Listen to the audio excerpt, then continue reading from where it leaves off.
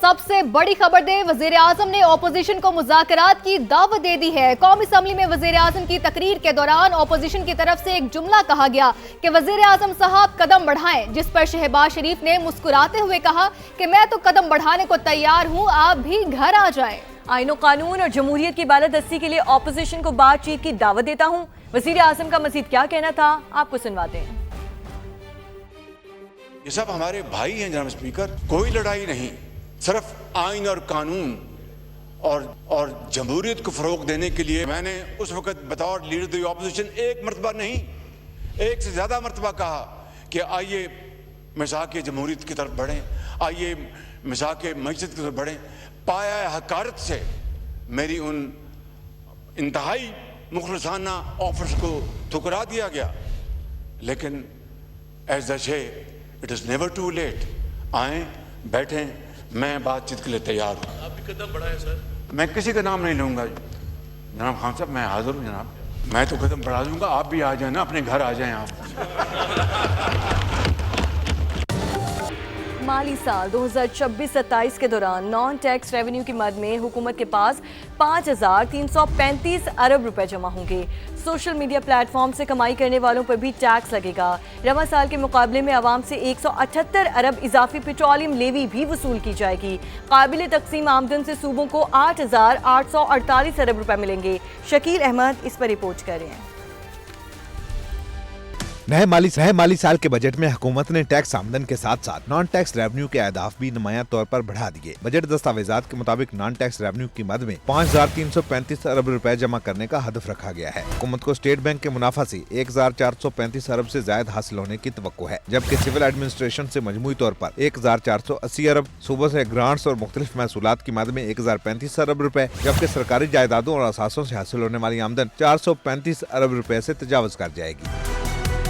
Budget میں petroleum levy کا ہدف بھی بڑھا دیا گیا۔ آئندہ مالی سال کے دوران پیٹرولیم لیوی سے 1,676 ارب سے زائد وصول کرنے کا منصوبہ ہے، جو رواں مالی سال کی نسبت 178 ارب روپے زیادہ ہے۔ قدرتی گیس کی رائلٹی سے 95 ارب، جبکہ پاسپورٹ فیس اور دیگر سرکاری خدمات سے 73 ارب روپے حاصل ہونے کا تخمینہ ہے۔ دوسری جانب حکومت نے یوٹیوب، انسٹاگرام، فیس بک اور ٹک ٹاک سمیت مختلف سوشل میڈیا پلیٹ فارم سے آمدن حاصل کرنے والے افراد پر 5% ود ہولڈنگ ٹیکس عائد کر دیا۔ بینکوں کو کٹوتی کا اختیار ہوگا۔ قابل تقسیم آمدن سے صوبوں کو مجموعی طور پر 8,848 ارب روپے منتقل کیے جائیں گے، جو رواں مالی سال کے مقابلے میں 1,257 ارب روپے زیادہ ہے۔ پنجاب کو 4,402 ارب روپے، سندھ کو 2,207 ارب، خیبر پختونخوا کو 1,443 ارب، جبکہ بلوچستان کو 795 ارب روپے۔ اس کے علاوہ گیس ڈیولپمنٹ سرچارج اور دیگر مالیاتی ٹرانسفرز کی مد میں صوبوں کو مزید 213 ارب روپے بھی فراہم کیے جائیں گے۔ ابھی آپ کو براہ راست لے چلتے ہیں، اعظم نذیر تارڑ اظہار خیال کر رہے ہیں۔ طور پہ کام کرتے ہیں، سیکنڈ رو میں بیٹھے ہوئے ہیں۔ یہ آپ کی ہر بات جو ہے، تمام اراکین کی ساری سپیچز یہ نوٹ ڈاؤن کریں گے، اور روز شام کو وزارت میں ڈسکشن ہوگی اس پہ، تاکہ جو وائنڈنگ اپ ہے اس سے پہلے ساری چیزیں ہمارے سامنے ہوں۔ تو میں اراکین سب سے، اپوزیشن اور ٹریری بینچز سے یہ گزارش کروں گا کہ جیسے محترمہ گھرکی صاحبہ نے باتیں کی اور کچھ غیر سنجیدگی دیکھی گئی ہے، یہ نہیں ہونا چاہیے۔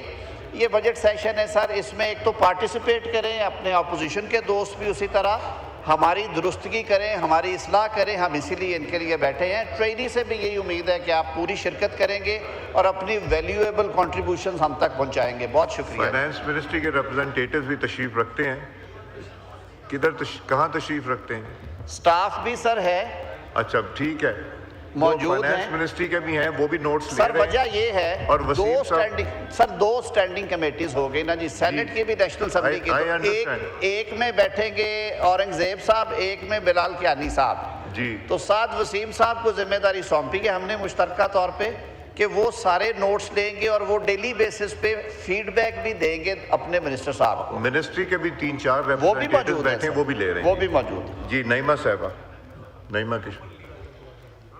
شکریہ جناب اسپیکر صاحب۔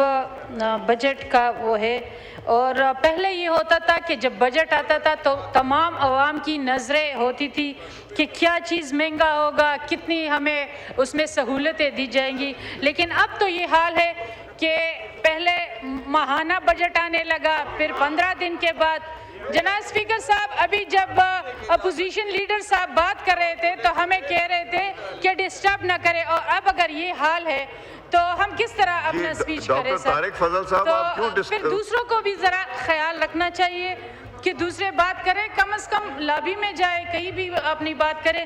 تو اگر ہم سے یہ ایکسپیکٹ کر رہے ہیں کہ آپ ہمیں ڈسٹرب نہ کریں تو پھر پلیز دوسری کی بھی بات نہیں کریں گے، وہ آپ نہ بات کریں. کیجئے. تو میں عرض کر رہی تھی کہ جب بجٹ آتا تھا تو وہ سالانہ آتا تھا، عوام کی نظریں اس پہ ہوتی تھی. اب یہ حال ہو گیا ہے کہ اب ہفتہ وار آ رہے ہیں، کیونکہ ہر ہفتے جمعے کے دن پیٹرولیم کی مصنوعات میں اضافے ہو رہے ہیں. تو اس کی وجہ سے جو مہنگائی کی شرح ہے اسی تیزی سے اضافہ ہو رہا ہے. اب اگر اس بجٹ کی طرف ہم دیکھیں تو اس میں وہ جو سروے آیا تھا تو اس میں یہ تھا کہ تقریباً جو غربت کی وہ شرح ہے وہ بڑھ رہی ہے، کیونکہ بے روزگاری بڑھ رہی ہے، مہنگائی بڑھ رہی ہے، اس وجہ سے غربت کی شرح بھی بڑھ رہی ہے. اور افسوس کے ساتھ کہ غربت کی اس نے جو وہ سٹیٹ رکھی ہے، انہوں نے رکھا ہے کہ 8,4600 سے جس کی آمدنی ہوگی وہ غریب ہوگا، جیسے ہی وہ 4700 پہ جائے گا وہ امیر ہو جائے گا.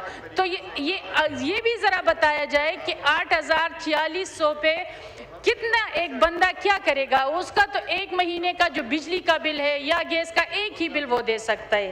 تو میرے خیال میں ہمیں اپنے غریب عوام کی طرف بھی توجہ دینی چاہیے. ہم اس بجٹ کے ہم سوچ کے آئے تھے کہ تنخواہ دار طبقے کو ریلیف ملے گا، کیونکہ اگر آپ دیکھیں 7 سے 10% اگر ہم تنخواہ دار کے طبقے میں اضافہ کریں تو یہ کچھ بھی نہیں ہے، کیونکہ مہنگائی میں اگر 2% اضافہ ہوا ہے اور ادھر سے ہم تنخواہ میں صرف 7 سے 10% اضافہ کر رہے ہیں تو میرے خیال میں یہ عوام کے ساتھ بہت زیادہ زیادتی نہ رہے. ہم صرف بیکاری بننے کی اسکیمیں لا رہے ہیں.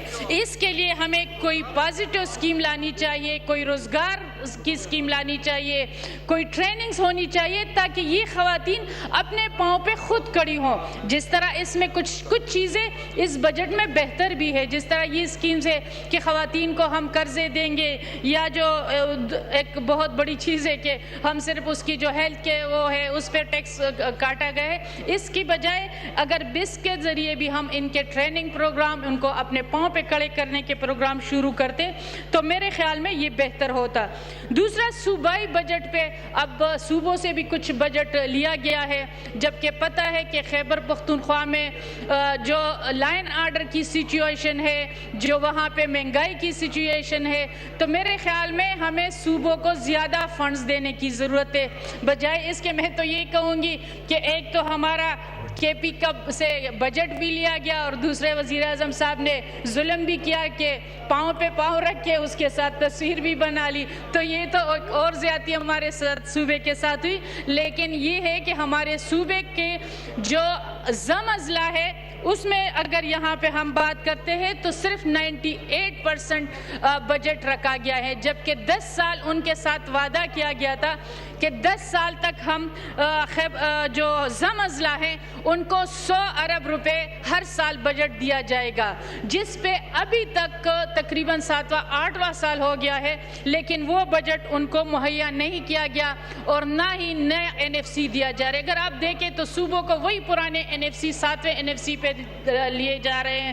تو نیا NFC بھی لانا چاہیے، اور یہ صوبے کے لیے خیبر پختونخوا کے لیے اس لیے ضروری ہے کہ ضم اضلاع کو بھی اس کا حصہ ملیں گا. اگر ہم دیکھ لیں تو ضم اضلاع کا تقریباً 4.5% NFC بنتا ہے. پھر بھی ہم نے یہاں پہ جب اس کی انضمام ہو رہی تھی تو یہ کہا گیا تھا کہ ہم 3% دیں گے، لیکن افسوس کے ساتھ کہنا پڑتا ہے کہ ابھی تک وہ 3% بھی ہم نے ان کو پرووائڈ نہیں کیا گیا. تو میرے خیال میں اس پہ کے لیے بہت زیادہ ضروری ہے. دوسری چیز جو ہمارا ملک ہے وہ ایک زرعی ملک ہے. ہمیں اپنی زراعت پہ توجہ دینے کی ضرورت ہے. جو یہاں پہ اگر ہم دیکھتے ہیں تو جو عام استعمال کی چیزیں ہیں اور زراعت میں جو کھادیں ہے یا جراثیم کش ادویات ہے اس پہ کی قیمتیں بڑھائی گئی ہے. میرے خیال میں ان قیمتوں کو کم کرنی چاہیے اور زراعت کو ہمیں ترقی دینی چاہیے تاکہ ہمارے हमारी मुल्क की मैशियत में बढ़ोतरी आ सके। तो और दूसरी जो अहम चीज़ है, इस वक्त अगर हम देखें तो जो कर्ज़ों पे सूद है तो हम तकरीबन 8,054 अरब रुपए सूद की अदायगी में देख रहे हैं, जबकि अभी हमने 26वीं तरमीम की और उसमें हमने ये कमिटमेंट की थी कि सूद की खात्मे या शरीक कोर्ट का फैसला भी आया है कि हम सूद का खात्मे की तरफ जाएंगे।